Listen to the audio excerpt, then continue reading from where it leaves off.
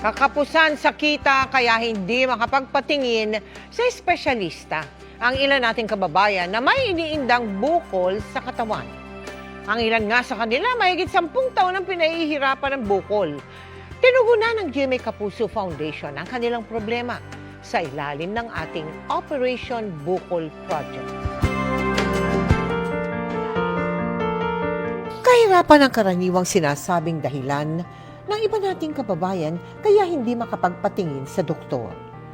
Si Adriana, ikinababahala ang nunal sa noo at kanang mata. Pero kailanman, hindi raw ito naipasuri. Kaibigan ko rin naman na nagkaroon siya ng nunal sa mukha. Pero lumaki ng husto, natabunan halos ang mukha niya. Kinamatay niya yun. Si Cesar naman, naoperahan noong 2019 sa bukol niya sa balikat. Pero muli raw itong tumubo at nahirapan siyang magpatingin muli. After 1 year siguro bumalik po eh. Sabi kasi di raw nakayod lahat. Pandemic din po yung time na bumalik siya. Tapos nakasakit din yung mga magulang ko.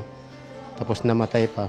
Sina Cesar at Adriana, kabilang sa 52 pasyenteng may bukol at may malaking nunal na nakapagpasuri sa tulong ng GMA Kapuso Foundation Operation Bukol Project. Katuwang ang Jose Reyes Memorial Medical Center. 19 sa kanila may bosyo o goiter. Matagal ko na pong minimiti yung kaya lang sa mga kapos ng pinansyal, siyempre unahin mo ng pagkain. Naglakas loob talaga ako pumunta rito kasi nga libre. Matapos pumasa sa screening, agad silang sumailalim sa laboratory test gaya ng complete blood count, ultrasound at x-ray sa tulong ng Singapore Diagnostics para sa kanilang operasyon. Kung operable sila, maaring gumawa tayo ng mga workup, maaring pumunta sa outpatient department ng Jose Reyes Memorial Medical Center kung saan sila ay may schedule for minor operation. Sa pamagitan po ng ating serbisyong medikal, hangad namin ang inyong tuluyang paggaling.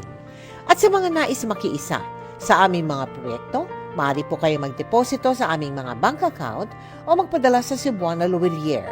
Pwede ring online via GCash, Shopee, Lazada at Globe Rewards.